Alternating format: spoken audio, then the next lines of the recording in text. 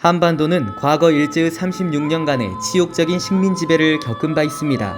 그런데 우리가 알지도 못하게 한때 우리 영토가 다른 이들의 관할 지역으로 지정되었던 거 아셨나요? 그것도 조선이 가장 평안했던 성종시대의 말입니다. 오늘은 남아메리카 대륙을 수백 년간 식민 지배했던 제국주의 국가들을 살펴보고 그 안에서 가톨릭 교회가 제국주의자들과 함께 저지른 잘못을 반성하고자 합니다.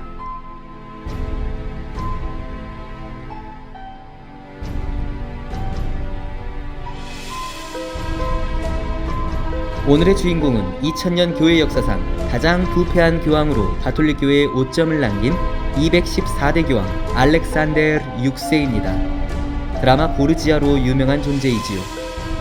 족벌주의, 성직자임에도 16명의 자녀를 두고 심지어 근친상간 등 문란한 성생활을 즐긴 이 교황이 남미의 눈물과도 관련 있습니다.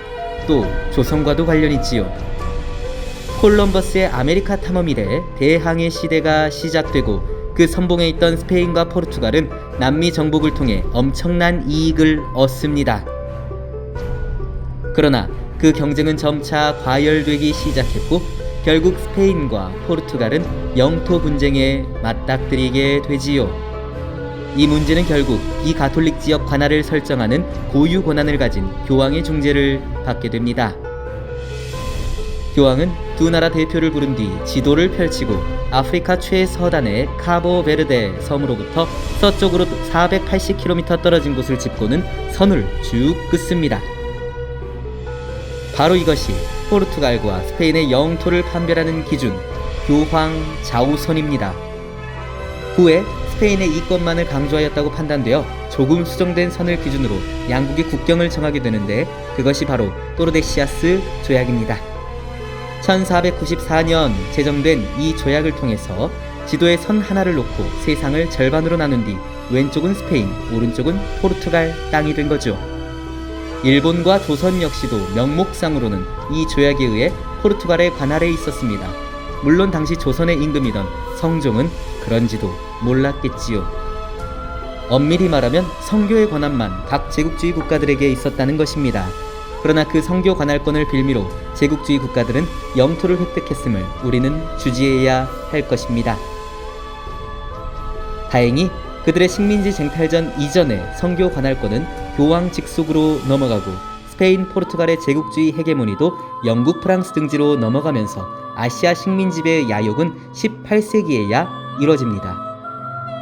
농담이 아니라 당시 이베리아인들은 진심으로 자신들이 일본이건 조선이건 관할하고 있다고 생각했습니다. 하지만 멀기도 하거니와 남미 경쟁에 바쁜 나머지 굳이 건들지 않는다고 당시 사람들은 생각했지요.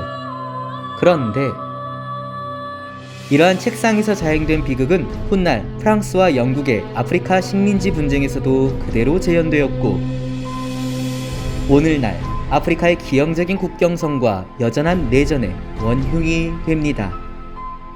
생각 없이 책상에서 이루어진 밀실 이야기들은 이렇듯 여전히 그곳에 사는 사람들을 고통스럽게 합니다. 우리 또한 가벼이 무언가를 좌지우지 판단하고 살진 않습니까?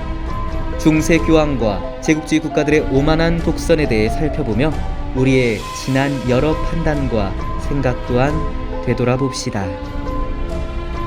볼만했다면 좋아요와 구독, 알람 설정까지 부탁드립니다.